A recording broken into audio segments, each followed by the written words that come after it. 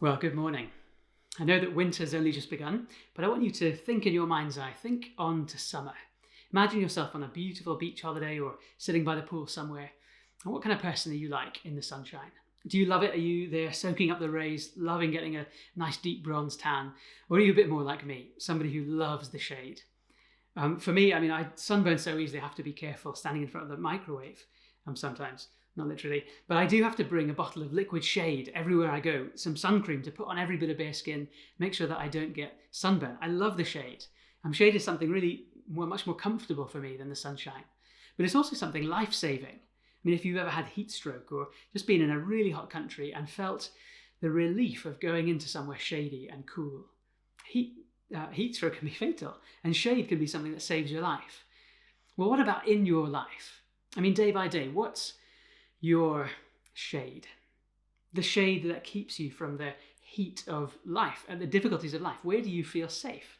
Where do you feel a bit more relaxed? Is it literally in your home? Under your roof, somewhere you can just put your feet up and feel safe.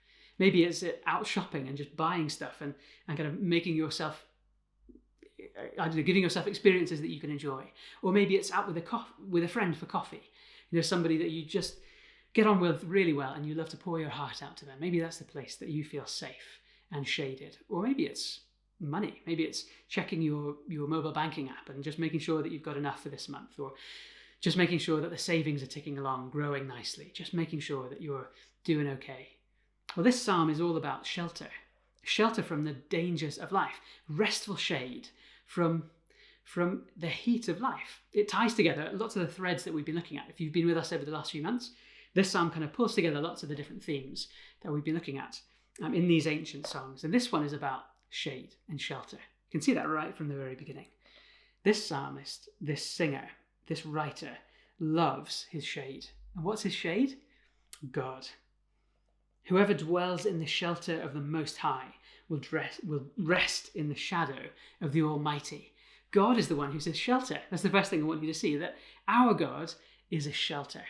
He uses 4 different words for God, by the way. That's maybe something you could pick up and chew over later on. I don't have time to get into it now, but 4 different names for God.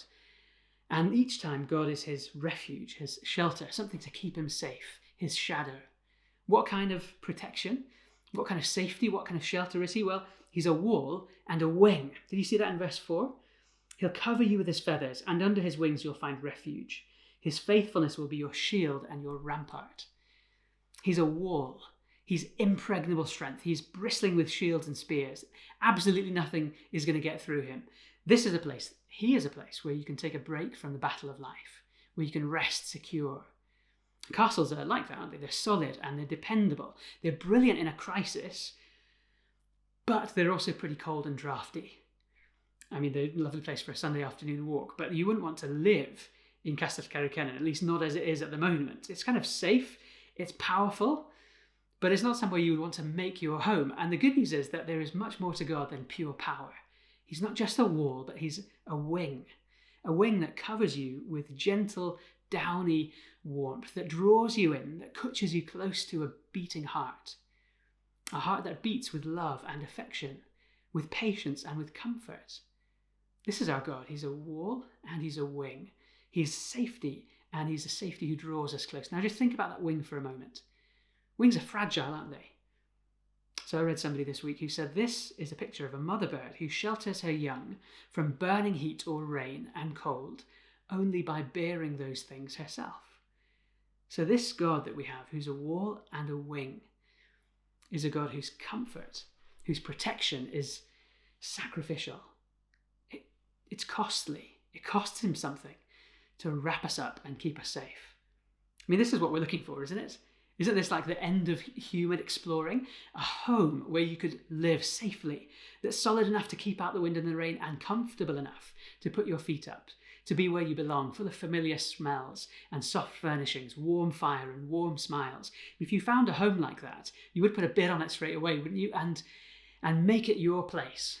Well, what about if you found a God like that? What if the God of the universe was like this? Well, wouldn't you want to make him your own? That's exactly what the psalmist does in verse 2. He says, look, I found this God who's shelter and shadow and rest. And so I will say of the Lord, he's not just going to be a God out there. He's my refuge, my fortress, not just a God that I know about, but he's my God, the God in whom I trust. I wonder if you can say that this morning. Maybe you've even been in church for years and years and years, but God is still something that you know about, but he's not really yours. Now, this God is our shelter, my shelter. Is he yours? I mean, it's not something that comes naturally, that kind of a thing. We're so prone to wander off, to making our home anywhere else except for God. And that's kind of understandable to a degree, isn't it? Because we don't see him. It's much easier to make your home in something visible, to make your home in a person, to kind of rest and trust and hope in them to get you through life's hard times. But people can fail us through no fault of their own. People just grow and change. Hearts grow cold. Sometimes people move away or they pass away. So maybe we build our safety, our home in money instead, in our pension plans, in our investments. But money runs out, investments go bad, economies crash. And even if they don't, I mean, when was the last time you bought something that really left you satisfied and feeling full and safe for more than a couple of weeks, a couple of months? Money runs out. And our bodies too, even if we trust in our own health and we keep ourselves strong and we commit ourselves to our wellness, there'll come a day where we won't be well, where no supplement, no workout, no life coach, no doctor will be able to help us anymore. Our bodies crumble with age. See, all these places that we make our home with ourselves, with other people, with the stuff that we can gather around us, all of those things are like building houses out of sandstone that feel solid to begin with, but eventually the wind and the rain batter and they just dissolve. So this psalmist is giving us an invitation. He's saying, I found a shelter. I found a fortress that will withstand anything. I found a wing that will bear you up and wrap you up. So come on, will you come with me and come home?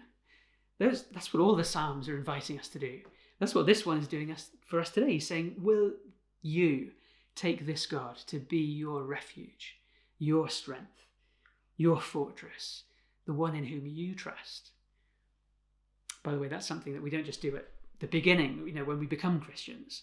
When you start following God, it's something that you do every day. As you swing your legs out of bed every morning, every mundane day, you can say this: God, you are my refuge. You are my fortress. You are my God. I want to trust you today.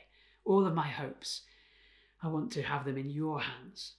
You can do them you can say this on every mundane day. And also when you take those same tired legs into that doctor's appointment where you're going to get that diagnosis that will change the path of your life. You can take these same words and say, God, you are my refuge. You are my shelter. You are my strength. I trust in you. You are my God, and I belong to you. Will you keep me safe through this all? See, this is something that is a summary of what it means to be a Christian, to put yourself into the hands of God, that he would be your God and you would be his. That's what the next thing is that I want you to see. It's actually at the end of the psalm. We looked at the beginning. Now come with me to the end. Have a look at verse 14. It's not just us that's speaking to God, but God speaks to us. Did you see that? Verse 14. God says, because he loves me, I'll rescue him. I'll protect him, for he acknowledges my name. God sees us doing all the things that we've been called to do in the Psalms, all the little pictures of trust that we've had, that looking at him as a shepherd and putting our hand in his, the putting our roots down deep into his truth so that we grow up like a tree that bears fruit. The climbing up the hill, following him. He's won a victory. He's beaten a path up through death into life. And so we follow him. We trust in him. We put our lives to him. We bend down like that deer panting for the water and we drink from him. We come into his presence and we dwell with him. God sees us doing that, trusting him. And he says, I'll rescue them. These are my people. See, he hears us and he sees us and he speaks. So the first thing was God is our shelter. Our God is a shelter. Now our God sees and speaks. And what does he say? Well, he says 7 beautiful things. One for each day of the week. You could take these home and meditate on these once each day. What does he say? Well, it's like a sweet shop, and not a disappointing sweet shop. At Christmas time, sometimes you get those selection boxes and they look so wonderful on the outside, and then you open them up and there's like 3 fun-sized things spread apart in this big tray. Well, these verses, what God says is not like that. It's much more like Charlie Bucket coming home from Mr. Wonka's marvelous factory, riding on top of a great truckload, a lifetime supply of chocolate and sweetness. This is what these few verses are. What does God say? I'll rescue him. I'll protect him. He'll call on me and I'll answer him. That means I'll answer his prayers. I'll hear and answer his prayers. I'll be with him in trouble. I will deliver him and honor him. With long life, I'll satisfy him and show him my salvation. Just go back through this week, one a day, and chew those things over. This is what God says to you.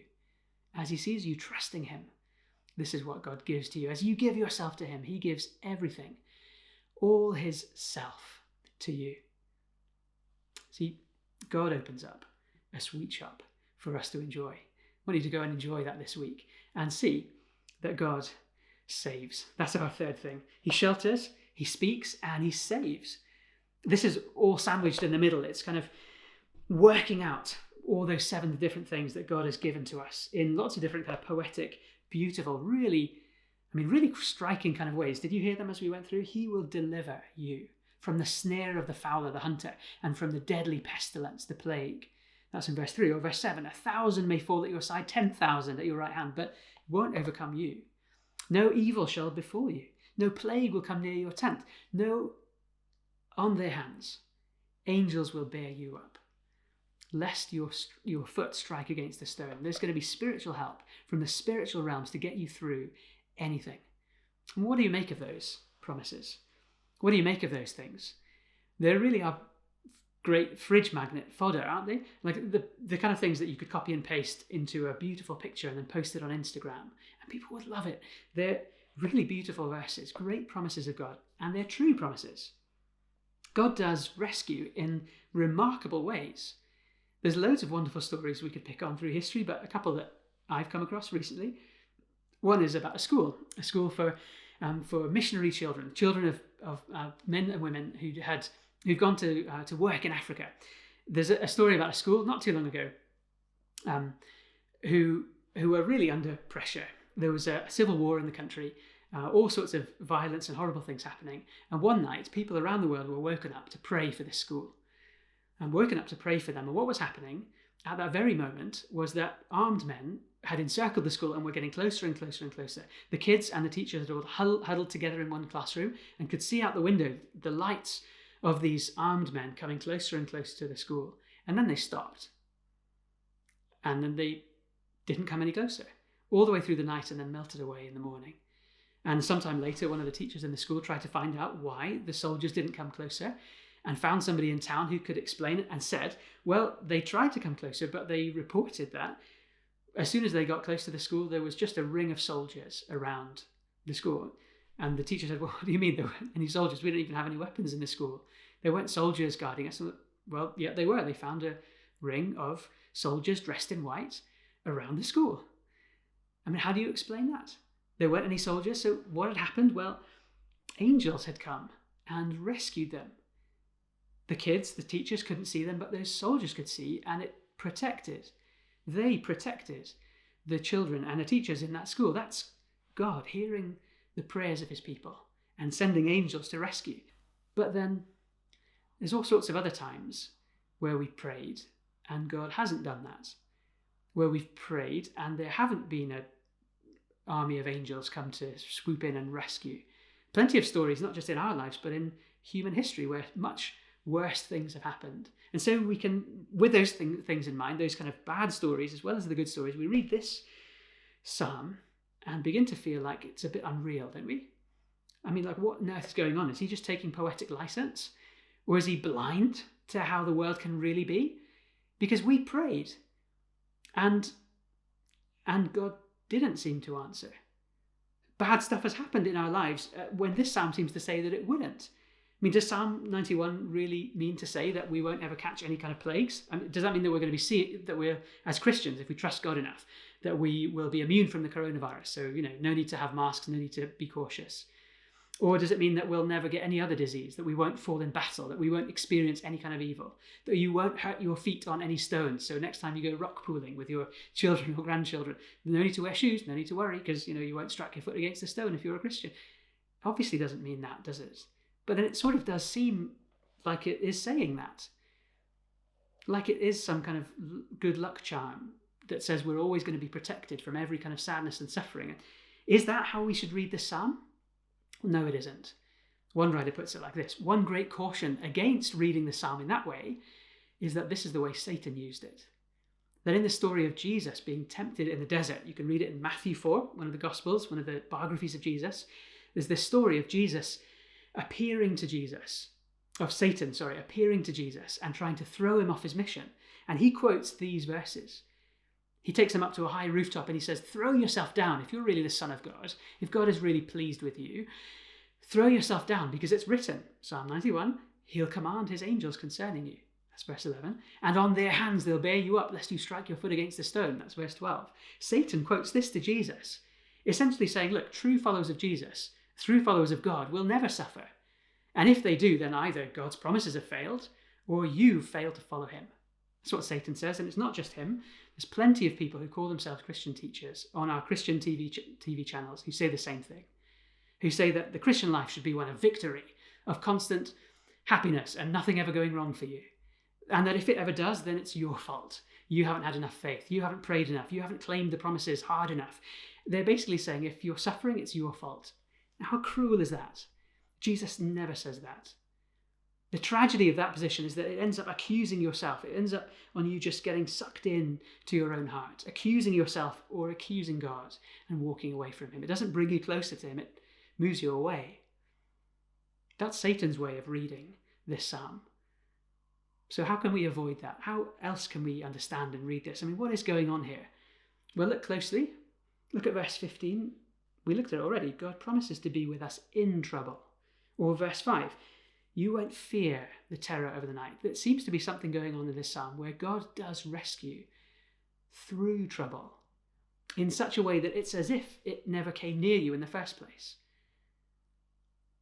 How do we get our heads around that? Well, we need to go to Jesus. We need to look at how he spoke in a really similar way to this. Look at Luke 21. That's another biography of Jesus. And Luke 21, he's speaking to his followers, preparing them for all the suffering that they were going to go through. And he says to them, in one paragraph, like basically almost in the same breath, he says, they will put some of you to death, but not a hair on your head will perish. Or another time, Jesus is at a funeral of a very close friend. It says in John chapter 11, and he says, I am the resurrection and the life. Listen carefully. The one who believes in me will live even though he dies. And whoever lives by believing in me, in Jesus, will never die. Do you believe this? And then a few minutes later, Jesus raises this man from the dead. He says, I am the resurrection and the life. If you believe in me, you'll live, even though you die. Some of you will die, but even through death, not a hair of your head will perish. How do you make sense of that? Well, we need to not just hear what Jesus said, but look at what he did. See Jesus living this psalm. Because Jesus didn't embrace Satan's way of reading it, didn't embrace Satan's path of, nothing ever going wrong if God really was on your side. Jesus embraced the path of suffering. Thorns, a crown of thorns, really was pressed into his scalp. They whipped and cut up his back. Nails really pierced his hands. The spear tore through his heart. He really was killed by his enemies. The best person who had ever lived, God in the flesh. The only person who has never wandered away from God's presence, who's never built a house anywhere else but in God's presence, who's always had God, his Father's wing over him, who's always trusted him, always looked at him, always drank from his streams of life. That man died. Jesus wasn't rescued, at least not immediately. And that story is repeated in the lives of Christians down the centuries. I'm sure I've told you fairly recently the story of a man called Jim Elliot.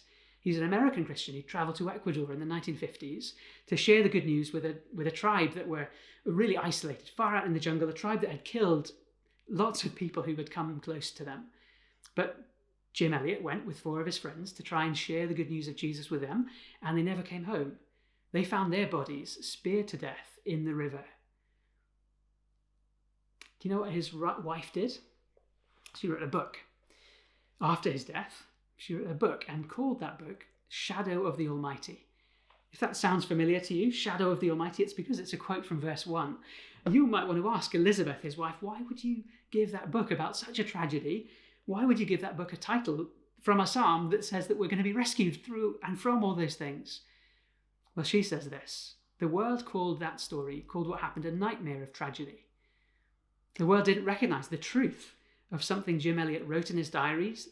The world doesn't recognize the truth that Jim Elliot wrote.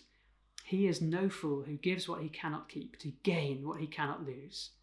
See what Jim Elliot was talking about when he wrote that he's no fool who gives what he cannot keep to gain what he cannot lose.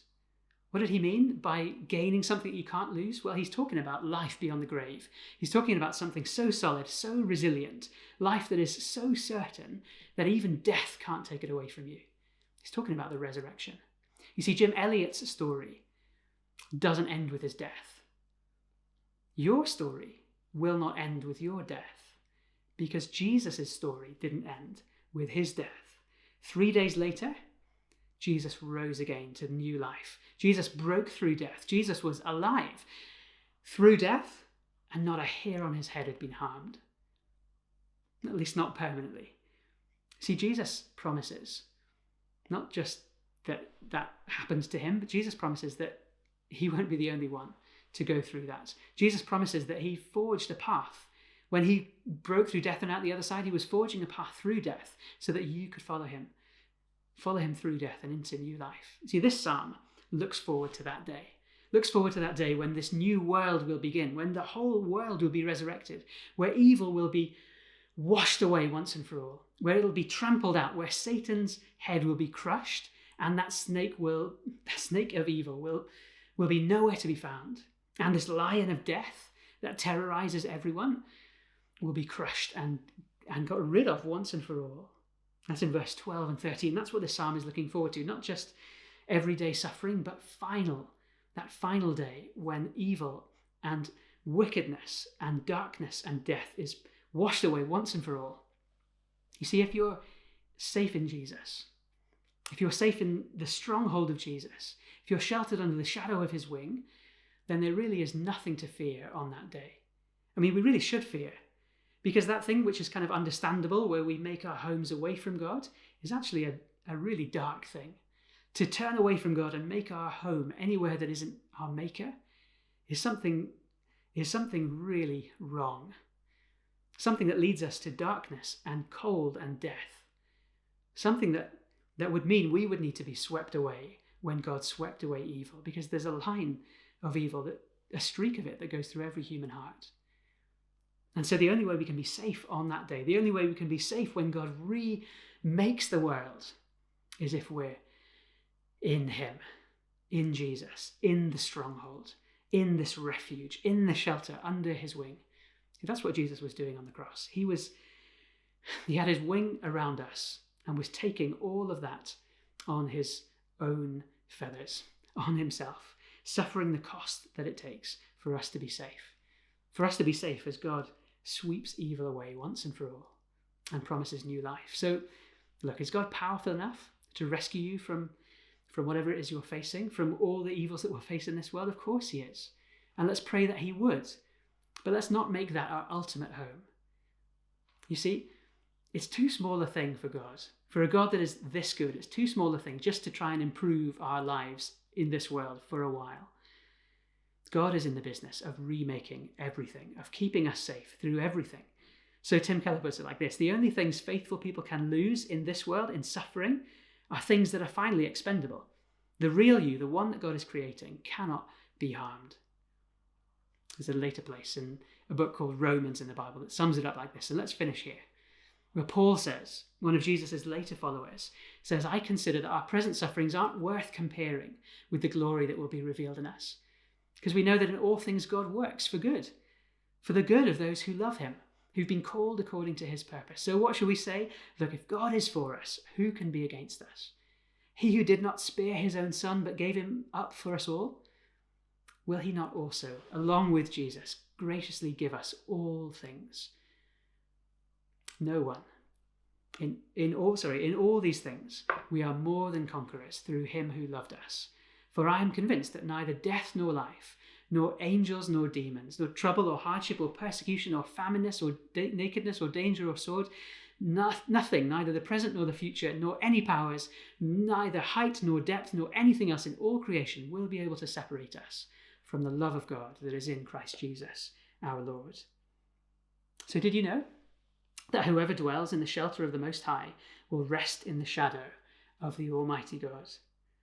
Well, is he yours? Can you say, he is my refuge? He is my fortress. He's my God, the God in whom I trust. Amen.